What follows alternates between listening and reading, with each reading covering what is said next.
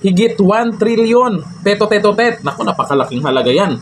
1 trillion pesos inilaang pondo ng pamalaan para sa flood control ng bansa mula 2023 hanggang 2025. Galing mismo yan ha, sa News 5. Ito yung issue na to, ay mayroon ilan na mga nag-post na gusto pa rin i-connect kay dating Pangulong Duterte. Nako, uwatamidong. Hanap kayo ng masisi. O ngayon, sino ang weak leader? Ako'y nagtatanong lang ha. At ito pa, bakit nga ba etong mga magna, lalo dyan sa DPWH mismo, may mga matindi daw ang corruption dyan, bakit hindi sila nakaporma nung panahon ni dating Pangulong Duterte? Naku, panoorin po natin ang paliwanag po ni Tatay Digong noon. Pero bago yan, eto sa balita, ay basahin po natin ito.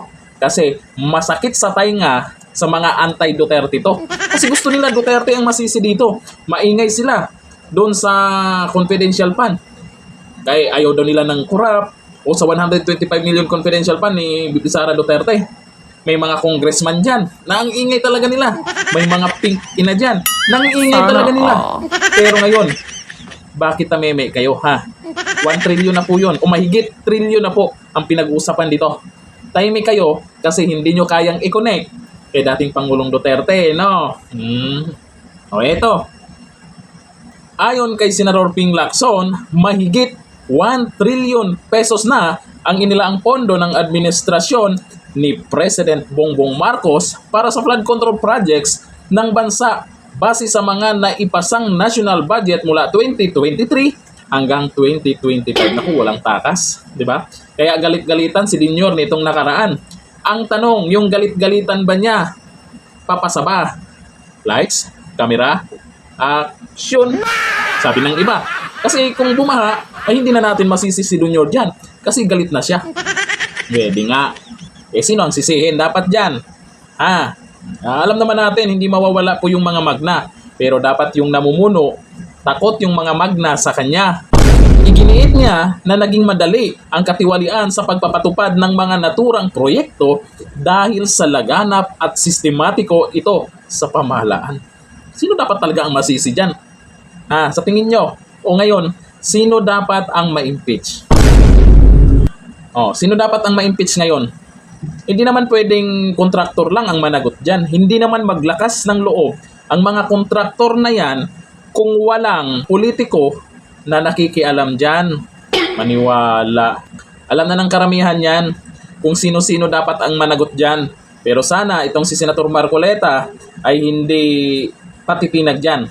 At talagang paninindigan niya kung sino dapat ang managot dyan. At sana hindi lang makatutok sa mga kontraktor. Kasi maraming mga kontraktor talaga na ganyan kasi gustong kumita talaga agad ng malaki. Lalo sa ghost project, matitrace agad na kung ano yung kumpanya nila ng mga kontraktor na yan. Pero naglakas loob yan. Ito, opinion ko lang naglakas loob yung mga yan dahil may politiko na ikikialam dyan. Alam na this. So ito, panoorin po natin ang video po. Balik tanaw po tayo sa video po ni dating Pangulong Duterte tungkol po dyan sa DPWH. At malamang, isa itong dahilan kaya hindi sila makaporma sa panahon ni dating Pangulong Duterte. Kasi naman, alam na yung mga galawan nila. Iba talaga pag may alam. Ito, panoorin ang video. DPWH, malakas yan dyan. Projects, yung mga project engineers yan lahat. Road right of way. Grabe ang corruption dyan. Walang construction na umpisa dito na walang transaction. Meron yan. O, di ba? Alam ni dating Pangulong Duterte yung mga galawan nila dyan. Kaya ikaw ba naman maglakas loob ka na gumawa ng hindi maganda? Yung mga diskarte ng mga magna? Kung alam ng Pangulo at ayaw ng Pangulo, hindi ka maglakas loob niyan. Maghihintay ka ng timing ba? Yung tamang pagkakataon. At eto na. Di ba? Sige, party-party pa more. Yun pala yung budget. Inaanod na. Di ba? Paalala. Sa mga galit dyan, sa mga kurap na maingay nakaraan. Yung puro impeachment BP Sara, nagrarally pa yung iba. Dahil ayaw daw nila sa kurap, ibalik yung pera. O ngayon, nasaan na kayo? Tahimik, di ba? Alam na.